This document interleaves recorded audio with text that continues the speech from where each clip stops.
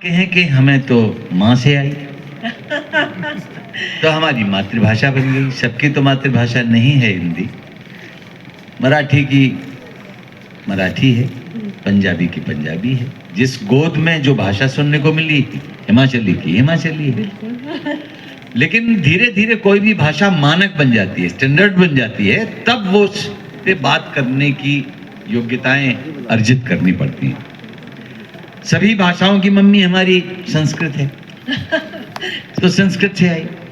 आदरणीय सरोजा जी बैठी हुई हैं। शूलिनी कहाँ से आई? खोसला माता से आई।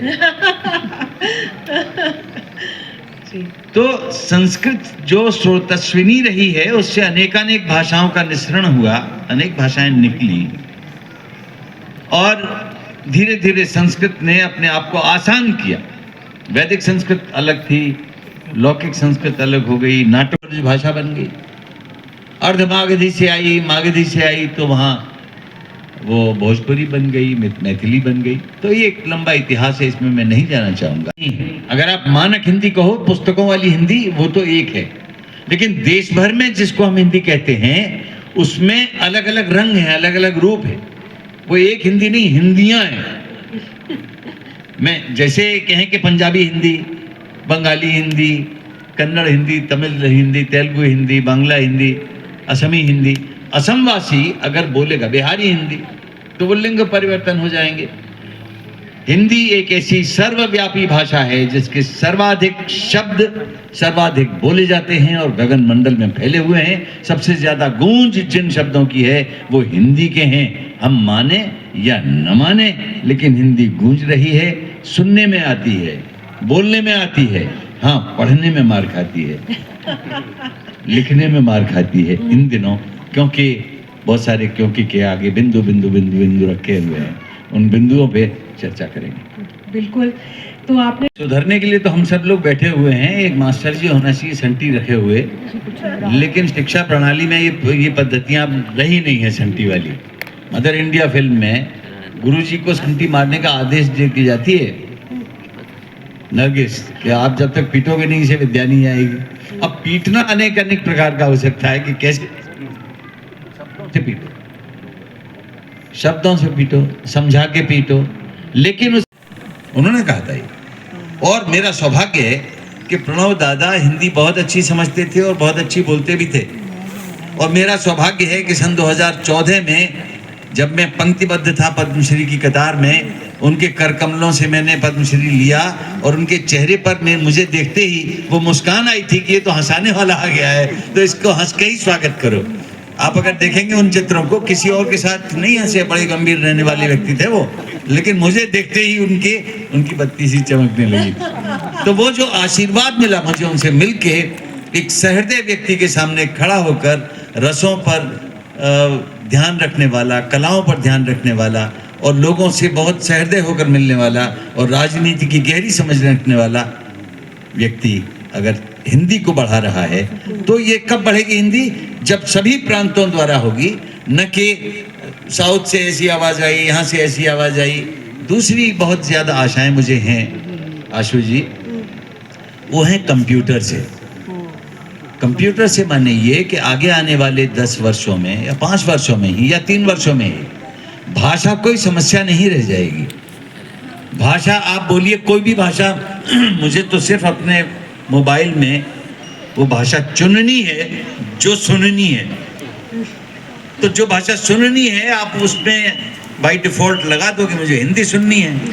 आप कोई भी भाषा बोलिए, उस भाषा को भी एआई के माध्यम से आपका मोबाइल आने वाले वर्षों में पहचान लेगा कि तमिल है, तेलुगु है, कन्नड़ है, मलयालम है, या यहाँ तक कि चीनी है, जापानी है, कोरियन है, ऑस्ट्रेलियन इंग्लिश है, क्या यूएस की इंग्लिश है या अमेरिकन इंग्लिश है, वो सबको पता लगा लेगा। इतना तो हो जाएगा। और जब हम भाषा की समस्या से ऊपर उठ जाएंगे, तब हिंदी के लिए एक अच्छा पर्यावरण बना पाएंगे कि जो इनको हंसा देगा उसको 100 रुपए देंगे, बाकी सारे कभी। उसमें सुरेश शर्मा बैठे थे, शैल चतुर्वेदी बैठे थे, ओम प्रकाश आदित्य बैठे थे। तो मेरी बारी आई, भाई हर आदमी, सारे लतीफे फेल जा रहे थे, फ्लॉप जा रहे थे, सब हंस के तालियां बजा रहे थे, और वो श्रीमान जी ऐसे ठूंठ की तरह बैठे हुए हैं। तो अच्छा, मैंने कहा कि देखिए हंसी आती है तो आती है, नहीं आती तो नहीं आती है, कोई जबरदस्ती भाई। आती है तो धुआंधार आती है, गाल गुलेल हो जाते हैं, सारे ब्रेक फेल हो जाते हैं। ये हंसी अपना शिकंजा कुछ इस तरह कसती है कि मुंह दांत भींच लो तो तौंद हंसती है। उन्हें नहीं देखा मैंने, उनकी तरफ इशारा कर दिया। अब उनकी तौंद जो हंसी है, देखा है कभी किसी तौंद का हंसना? फैट्स के दरिया में जैसे कैट्स का उछलना। अब वो इतना ठाका लगाया उन्होंने, क्योंकि उनके पास एक नन्ही सी प्यारी सी उछलने वाली, कूदने वाली, खेल कूदने पारंगत तौंद थी। तो वो तौंद आई, हिली, हंसाई। तो हम कब चुनौतियों के बीच में जीते हुए साहित्य को दांव पे लगा देते हैं। ऐसा मुझे यहाँ पहले ही कवि सम्मेलन में जो शिमला में हुआ था, समर फेस्टिवल के दौरान मैंने संचालन किया था। उन दोनों से टेलीविज़न पे काफ़ी मात्रा में दिखाई देता था। तो वहाँ कुछ पीडब्ल्यूडी के इंजीनियर्स टोली बना के आए थे, हांडा साहब के नेतृत्व में, जो आपके पिता हैं। और उनके साथ थे सतीश सागर एक इंजीनियर, एक हरवंश कुमार शर्मा, एक भटनागर साहब थे। 3 उनके सहयोगी थे, अधीनस्थ थे, जो बाद में हर कोई पीडब्ल्यूडी का चीफ इंजीनियर बन के सब रिटायर हुए। एक वहाँ पुलिस के थे, बड़ी अच्छी शानदार मूछें थी, सागर कालिया उनका नाम था, प्रेम सागर कालिया। हमने उनका नाम रख दिया सागर पंडित, कि ये पंडित जी किसी ने कहा, मैंने कहा सागर पंडित कविता का नाम है। तो ऐसे ये जो 4-5 व्यक्तित्व थे, उनमें सर्वोपरि थे हांडा साहब। उन्होंने क्या किया कि पीडब्ल्यूडी की एक गैंग हटुआ करती थी, वो तारकोल के ड्रम से घिरी हुई और सरिया और बालू और क्या क्या रेत से हटी हुई, और उसके अंदर जाओ तो वैभव, वहाँ पे बहुत बढ़िया फर्नीचर और बहुत बढ़िया स्थान। तो वो रखते थे अपने किसी संडे को मनाने के लिए कि सारे इंजीनियर्स बैठेंगे वहाँ, खाना बनवाएंगे वहाँ के आदमी से और चले जाएंगे। तो उन्होंने कहा जी हमारे यहाँ आइए। तो अगला दिन जो शनिवार था, उन्होंने रोक लिया और उन्होंने वहाँ टिका दिया। और उन्होंने कहा कि देखिए ये जो जगह है, हम तो यहाँ एक बार आते हैं, महीने में 1-2 बार आते हैं, ये हम आपको दे सकते हैं। मैंने कहा था कि मैं लिखने आना चाहता हूँ यहाँ, तो यहीं बैठ के लिखिए। तो हांडा साहब के निर्देश पर मैं पूरे महीने रहा, आगे तारकोल से ढका हुआ, अंदर गुलदस्तों से घिरा हुआ, एक ऐसा बढ़िया वातावरण कि आप निकल जाइए तो पर्वतमालाओं से आप आशीर्वाद लेते रहें, बादलों से आप सलाम लेते रहें, और कुल मिला के अपने 2 बच्चों की छोटी सी फुलवारी के साथ एक संपूर्णता का बोध करते रहें, एक विराटता का बोध करते रहें, एक ऐसा पर्यावरण अपने आसपास पा सकें जो आपकी कार्यत्री प्रतिभा को, क्रिएटिव प्रोसेस को आर्टिफिशियल इंटेलिजेंस के बराबर करके जनरेटिव एआई में कन्वर्ट कर दे, और आप चैटबॉट बन जाएं, और आप मुझे चैट जीपीटी समझ के कुछ भी पूछ लें और मैं हर किसी चीज का जवाब दे दूंगा आपको। ऐसा योगदान पहाड़ों का। क्या बात है। एक नन्हा मेमना और उसकी माँ बकरी जा रहे थे जंगल में राहती संकरी।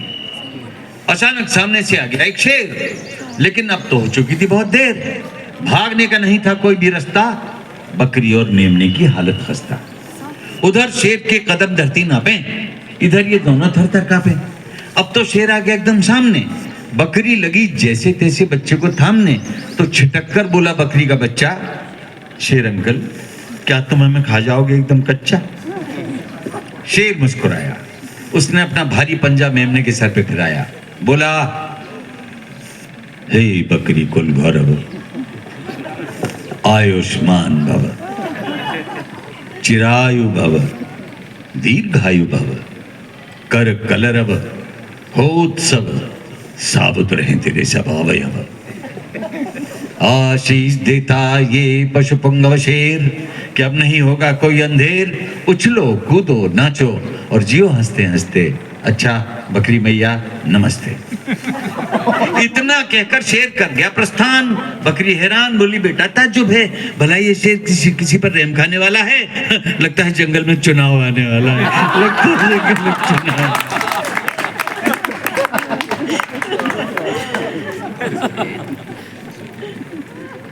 सब फोटो खींचने में लगे हुए हैं, इससे मेरी तालियां मार खा जाती है।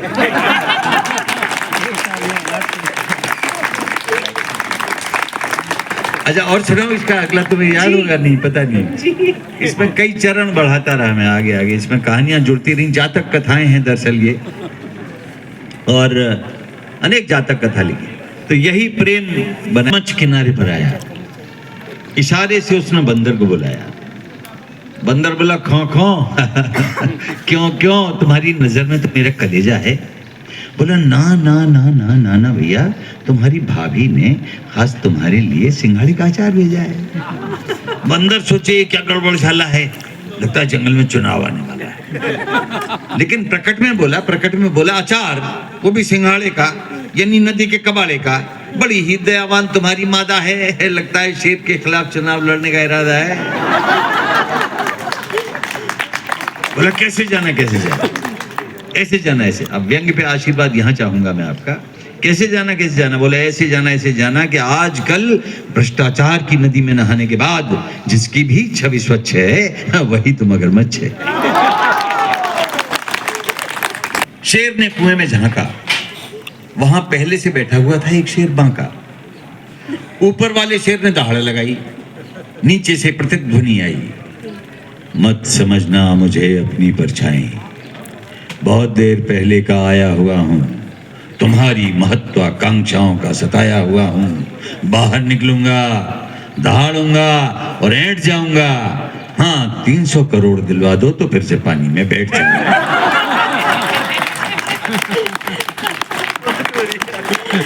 और सुनो एक और ये सुना, एक रोटी का बंटवारा कराने के लिए आई तो बिल्ली। एक रोटी का बंटवारा कराने के लिए आई तो बिल्ली। बंदर ने बिल्कुल नहीं उड़ाई उनकी खिल्ली, बड़ी गंभीरता से अपना झोला खोला और ठीक वैसी ही एक रोटी निकालते हुए बोला, किस बात की लड़ाई है? किस बात की लड़ाई है? दोनों एक एक साबुत रोटी खाओ ना, ऊपर से मलाई है। बिल्लियां हैरान, दोनों के खड़े हो गए, चारों कान सोचे ये क्या गड़बड़ झाला है, लगता है जंगल में चुनाव आने वाला। लगता है जंगल में चुनाव आने वाला। पास में बैठा हुआ दूसरा बंदर बोला, देखिए क्या है, और ठीक पहुंचाना है, और तुमको रहस्य बतलाना है। जो असंभव था वो संभव हो गया है। अब भेड़िया दल भ, गीदड़ दल ग, तेंदुआ दल तुम और घोंदुआ दल पू का हमरे बानर दल में विलय हो गया है। इस जंगल का राजनीति में, जंगल का पॉलिटिक्स में जितना भी अनाथ है, कठोर हो या मुलायम, सब हमरे साथ है। इस जंगल से आतंकवाद को मिटाना है और जैसे भी हो इस जाइंट मोर्चा को जिताना है। तुम हमारा पड़ोसी हो और असलबाजी की शेर का मौसी हो, जितना वोट दिलवाओगी उतना चूहा पाओगी। तो तरह तरह के नारे और तरह तरह के वादे, दिवाकर साहब, तरह तरह के नारे और तरह तरह के वादे और नाखूनों में छिपे हुए खूंखार इरादे। चूहों से कहा गया चील नहीं होगी, और चील से कहा गया चूहा सप्लाई में ढील नहीं होगी। मधुमक्खियों से कहा गया भालुओं से तुम्हारा प्रोटेक्शन होगा, और भालुओं से कहा गया सारे मधुमक्खी क्षेत्रों पर तुम्हारा रिजर्वेशन होगा। हिरणों से कहा गया जंगल के जीवन में अहर्निश सवेरा होगा, और हम जैसे उल्लुओं से कहा गया अजीत दिन में भी अंधेरा होगा। उधर झूमता हुआ उन्माद में शेर आया अपनी माद में, बोला ओ पूरा जंगल घेरनी, मेरी स्वीट हार्ट शेरनी, आई लव यू, इलो इलो। शेरनी बोली आई लव यू टू, इलो इलो, पर आज कुछ लग रहा है ढीलो ढीलो। ढीलो ढीलो तो लाइक विस्की पी लो। शेरनी बोली विस्की तो जरूर पिलाऊंगी, उसमें बर्फ और सोडा भी मिलाऊंगी, पर मुझे भी तो कुछ दिला दो, एक ताजा मुलायम सा खरगोश खिला दो। तो सिंघनी के कान में हुआ था फुसफुसाहट का सिंगनाद। अब देखिए फुसफुसाहट का सिंगनाद कैसा होता है। सिंघनी के कान में हुआ था फुसफुसाहट का सिंगनाद, खरगोश तो खिलाऊंगा डार्लिंग चुनावों के बाद। तो ये छोटे छोटे जानवर, चूहा, खरगोश, बिल्ली, गिलहरी नहीं जानते कि कैसा भी गब्बर या बब्बर क्यों न हो, कैसा भी खूंखार भी भयंकर क्यों न हो, ये सारे के सारे हिंस्र पशु आग से डरते हैं और कैसी भी स्थिति में आग का सामना नहीं करते हैं। जिस दिन भी जंगल की जनता में आग की चेतना वाली एक भी मशाल आ जाएगी, सच कहता हूं उस दिन से जंगल की निजामत बदल जाएगी। उस दिन से जंगल की निजामत बदल जाएगी। जो भी पथ से भटक गया है, जो भी रास्ता भूला है, आओ प्यारे दौड़ के आओ, मेरे अंदर झूला है। आओ प्यारे दौड़ के आओ, मेरे अंदर झूला है। लंबी लंबी पींग भरोगे, बिल्कुल नहीं थकोगे तुम। ऐसा ऊंचा झोटा दूंगा, तारे तोड़ सकोगे तुम। मैं नभ में ले जाऊंगा, फिर धरती पर लाऊंगा, जिसको सुनकर खूब हंसोगे, ऐसा गाना गाऊंगा। आंसू के दलदल में दुनिया नाहक आग बबूला है। आओ प्यारे दौड़ के आओ, मेरे अंदर झूला है। आओ प्यारे दौड़ के आओ। लोहे की हो रेशम की हो, मत घबराना सूती से। आस की डोरी थामे रहना प्यारे तुम मजबूती से। झूले की पटरी ऐसी है, जीवन पटरी पर आए। हवा चलेगी, केश उड़ेंगे, बल खाती मस्ती छाए। तुम्हें लगेगा आज वक्त का पूरा दाम वसूला है। आओ प्यारे दौड़ के आओ, मेरे अंदर झूला है। और अंत में कहता हूं कि जहां पहुंचना चाह रहे हो, जहां पहुंचना चाह रहे हो, झूले से पहुंचाऊंगा। जहां न झूला जा पाएगा, बादल से ले जाऊंगा। शुद्ध पवन के पहिए होंगे, किरणें जिनको खींचेंगी। शुद्ध पवन के पहिए होंगे, किरणें जिनको खींचेंगी। मंजिल की क्यारी क्यारी को मुस्कानों से सींचेंगी। अरे फूलों जैसा इसे बनाओ, फूलों जैसा इसे बनाओ, फूलों जैसा इसे बनाओ। अब मुंह ऐसे कम फूला है। आओ प्यारे दौड़ के आओ, मेरे अंदर झूला है। आओ प्यारे दौड़ के आओ, मेरे अंदर। बहुत धन्यवाद। मेरे पास शब्द नहीं है। आई थिंक सिर्फ एक तालियों की गड़गड़ाहट से ही हम एक धन्यवाद कर सकते हैं अशोक। बहुत बहुत धन्यवाद अशोक जी। आखिरकार मैं अपनी हिंदी के अध्यापक को बता सकता हूँ कि आधुनिक भारत के व्याकरण के स्रोत मुझे मिल चुके हैं। तो जोरदार तालियों से धन्यवाद प्रकट करें आदरणीय अशोक चक्रवर्ती जी का। मैं आग्रह करूंगा आशु मैम की आप।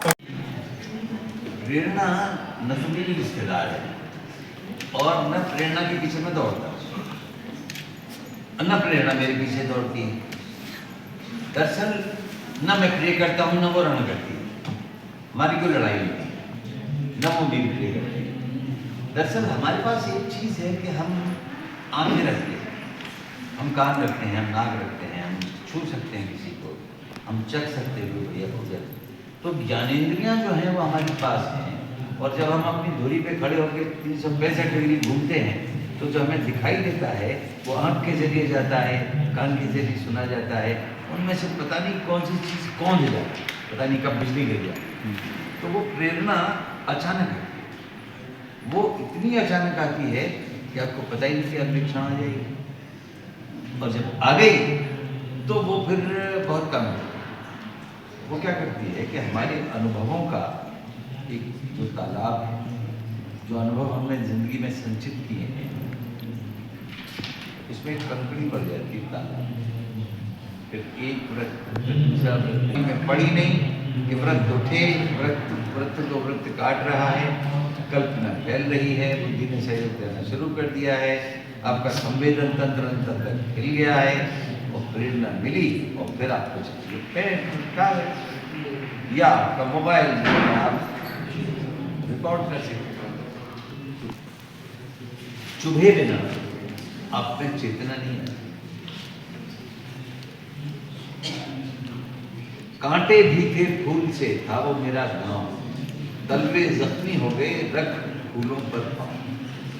शहर में फूलों पर पाँव रखते उससे तो तलवे मेरे छिल गए, लेकिन जिन कांटों पर चला उन्होंने मुझे जिंदगी सिखाई कि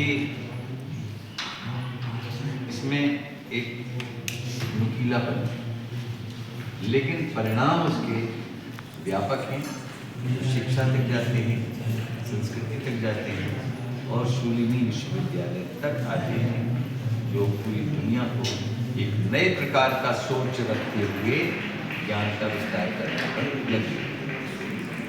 तो मैंने बताया कि जब प्रेरणा आती है तो कब आ जाती है पता नहीं। नए लेखक तभी बन सकते हैं जब प्रेरणा तो आती हो कम से कम।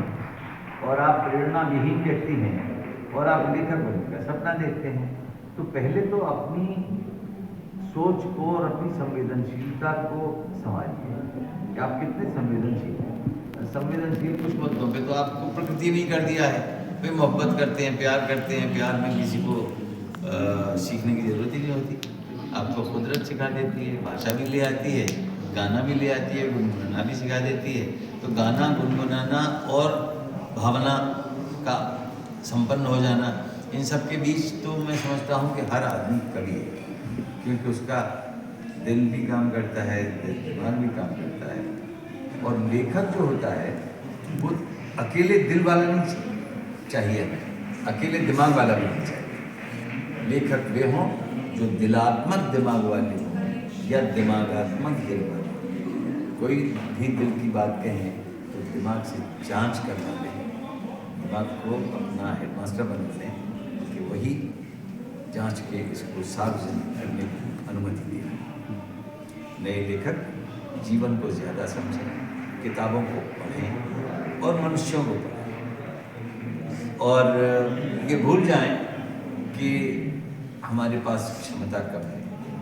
अपनी क्षमता बढ़ाने के लिए पढ़ना और लिखना जरूरी है, अभ्यास करना जरूरी है। काव्यम यशसे अर्थकृते व्यवहार मिले कांता सम्मते, यश के लिए लिखिए, धन के लिए भी लिखिए, अर्थकृते। और कुल मिलाकर कांता सम्मति है। कांता सम्मति ये कि काव्य शास्त्र के जितने नियम हैं, लेखन की जो शैलियाँ आपको सिखाई गई हैं, बताई गई हैं, उनमें बंध के लिखिए, लेकिन जब मन आए उनको तोड़ दीजिए, अपना फॉर्म अपना क्रिएट करिए। अगर आप क्रिएट नहीं करेंगे तो नया कंटेंट आएगा नहीं, आएगा तो वो अपने लिए फॉर्म नहीं ढूंढ पाएगा। तो कंटेंट और फॉर्म का एक समन्वय बनाते हुए लिखिए और कविताइए।